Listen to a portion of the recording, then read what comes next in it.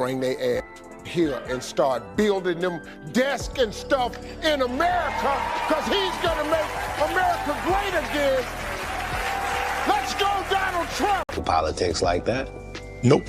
It's not good for the country. Who does that? Yeah, your team got an offense and a defense. They not supposed to be enemies. The enemy is the other side. Man, the whole comedy world got flipped upside down when Katt Williams stepped on Club Shay Shay and started talking. Nah, exposing. And this time, he didn't just call names. He dropped files, history, and receipts. From the moment he sat down with Shannon Sharpe, you could tell Katt wasn't in joke mode. He was in truth mode. He said it straight. The comedy game's been rigged, and a lot of the legends people worship got their fame off other folks' sweat. And when he got to Steve Harvey, that's when things really caught fire. Katt said what many in the industry been whispering for decades, that Steve Harvey built his empire off other people's work and hid behind fake smiles to do it. He talked about how Steve allegedly stole comedian Mark Curry's whole character. The loud suits, the hustler charm, even the smooth, preacher-like delivery. Katt said, he stole the blueprint, then acted like he invented it. And when you go back and look at old clips of Mark Curry and hanging with Mr. Cooper next to Steve on the Steve Harvey show, you can see the similarities clear as day. Katt wasn't just throwing shots. He was pointing out what the internet already started to realize years ago. But what made it worse is how Katt described the way Steve used his fame. He said Steve didn't just want success, he wanted control. He wanted to be seen as the moral leader of Black Hollywood while doing the same shady business moves he preached against. Katt said Steve played both sides, one foot in the church, the other in corporate greed. He said Steve's whole Christian family man act was an image built to make white networks comfortable while stepping on his peers in the process. And when he mentioned Bernie Mac, you could feel the shift. Katt said Bernie was one of the realest, most original comedians to ever do it. But Hollywood didn't want him because he didn't play the fake game. President Trump was accommodating. I'm gonna give the man this. The man was very congenial. Just show me what he's done for black people so I can understand, because right now I don't. All right, go on and collect. Kamala Harris for president. Here in this country, Donald Trump is not gonna be that bad. Don't run. Katt said Steve Harvey wasn't just another comedian. He was part of the machine. The kind of guy who smiles for the camera, then backdoors the ones who helped him climb. He even brought up that infamous time Steve supposedly replaced Bernie Mac in Ocean's 11 talks, allegedly trying to convince producers he could do Bernie's role cleaner and safer. According to Katt, that's what Hollywood loves, clean and controllable. And Bernie, he wasn't that. He was raw, honest, and unpredictable. The exact opposite of what the suits wanted. So they pushed Bernie aside and gave Steve more light, something Katt said Steve was more than happy to accept. Then Katt flipped it deeper. He said Steve wasn't just fake in business, he was fake in his brotherhood. That while Bernie Mac was sick, struggling with health issues, Steve didn't call or show up. But he made sure to talk about him once he passed.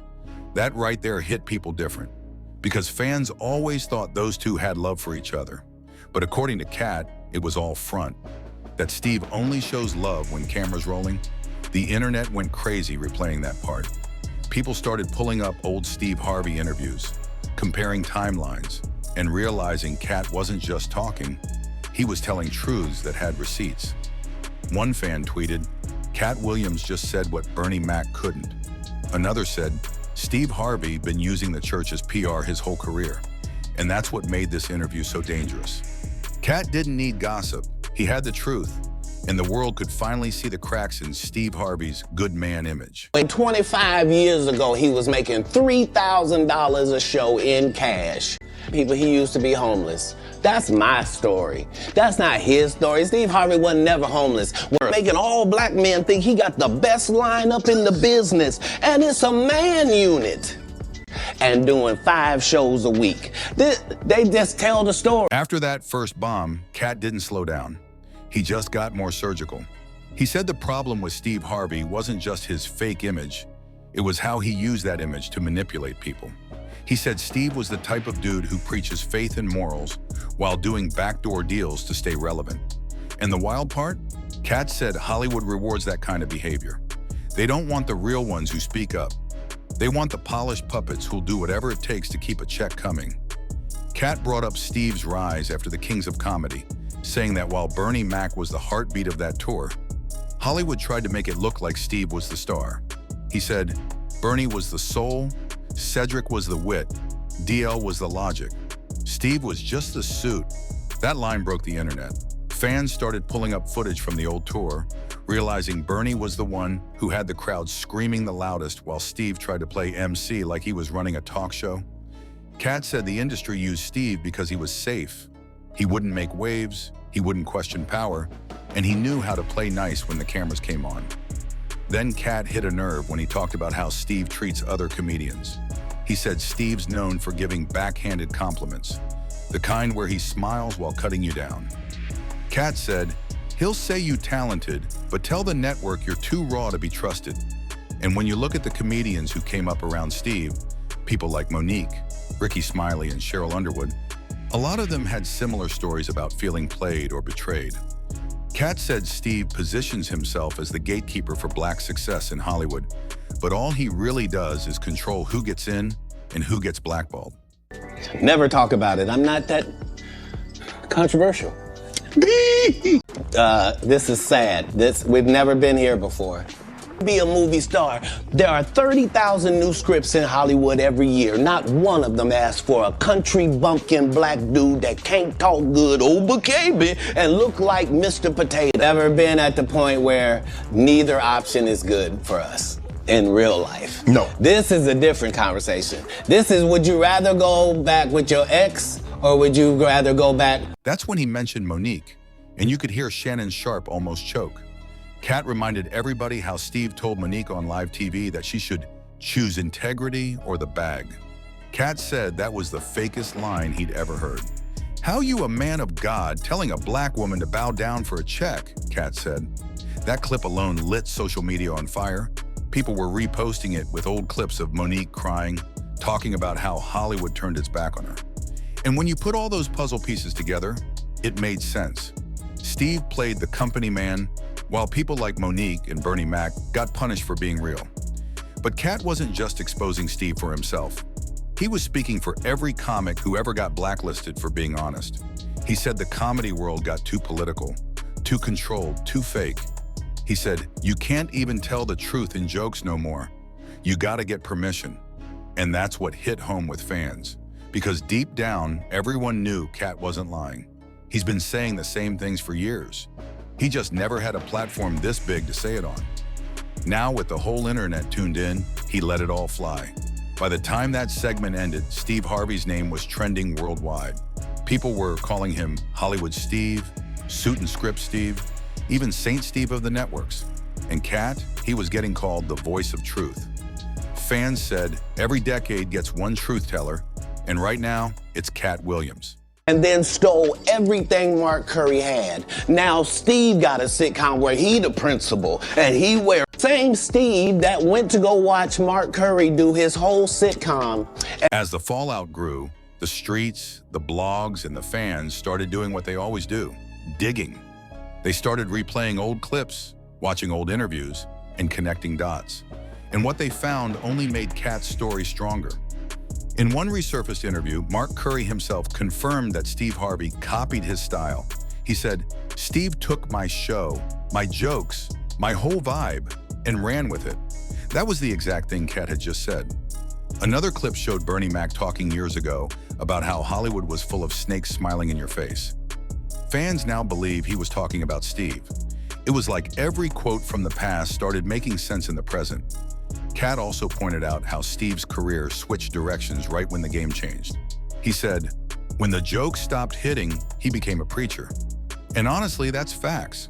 Steve went from stand-up comedy to talk shows, to books about relationships, to hosting Family Feud and Miss Universe. Katt said Steve used his brand of motivational talk as cover, selling wisdom he never practiced. The idea of Steve giving love advice while being exposed for cheating and giving money advice while bragging about leaving his first wife broke hit people sideways. Katt's truth made Steve's entire wise uncle image feel like a script. And then came the part that changed the tone completely.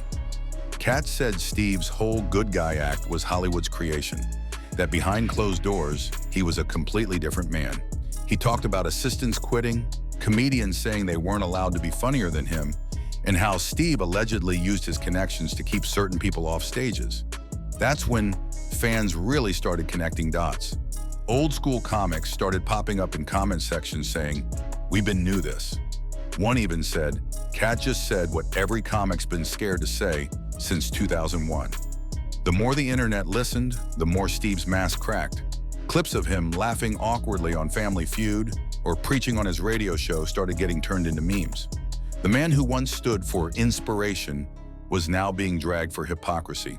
One tweet said, "Steve Harvey built a brand on telling people to smile while stabbing others in the back." Harsh, but that's the energy the internet had all week. Katt didn't have to say another word. The audience took over. TikToks, edits, think pieces. The people did the rest. It turned from a viral moment into a movement. Folks weren't just clowning Steve. They were questioning how many other legends had faked their way into history. And Katt, he became the people's champion. He proved that being blackballed doesn't mean being silenced. By the end of the week, even major networks were mentioning it, but carefully, like they didn't want to pick sides. Still, the truth had already spread too far. Katt Williams didn't destroy Steve Harvey. He exposed the industry that built him. Kamala Harris and the Democratic plantation is paying you celebrities, paying you to shame black people into voting. Y'all know we not gonna get, ain't for sale. We bartering on business. We standing on business. Bring us some tangibles or get out of my face. Only carried on because y'all got paid to carry on. Can we please? Now that the dust is settling, one thing's clear. Katt Williams just changed the game. He didn't just air out Steve Harvey, he forced the whole industry to look in the mirror. For years, people treated Hollywood's nice guys like untouchable saints, the ones who preach success, family, and faith, while hiding scandal and betrayal behind the scenes. But Katt reminded everyone that real legacy comes from truth, not image. And in a world full of PR and lies, truth is the scariest thing you can drop. Katt's interviews sparked something bigger than gossip. It sparked accountability. You got fans rewatching old comedy specials, realizing how many legends got sidelined because they refused to play fake. People started giving flowers to Bernie Mac, Monique, Paul Mooney, and every truth teller who got blacklisted for being too real. One fan wrote, "Katt didn't just call out Steve, he defended every real comedian who got silenced for not selling out. And that's why this hit so deep. It wasn't about hate, it was about balance." Meanwhile, Steve Harvey's been trying to keep quiet, but his silence is saying everything. Every time he posts something motivational now, the comments flood with laughing emojis and Katt quotes. Fans write, "We want the truth, not another sermon." And that's the new problem for Steve. His brand's built on words. But Katt made the world stop believing them. Katt, on the other hand, walked away from the interview looking untouchable. He didn't need to drop a special, didn't need a Netflix deal. His truth did all the work. He reminded the culture that real power isn't about ratings or riches, it's about reputation. And right now, Katt's sitting at the top of the conversation, while Steve's image is under review. By the end of it all, fans were calling it poetic justice.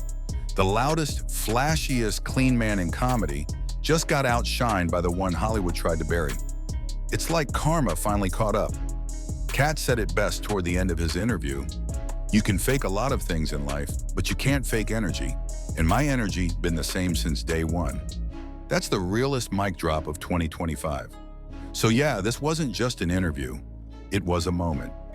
Katt Williams reminded the world that the truth always comes back around. And when it does, no smile, suit, or talk show can hide it. Steve Harvey's legacy might survive, but it'll never look the same again. And Katt, he walked out the hero, the wild, fearless comedian who stood up to Hollywood's fakest saint and told the world what it didn't want to hear.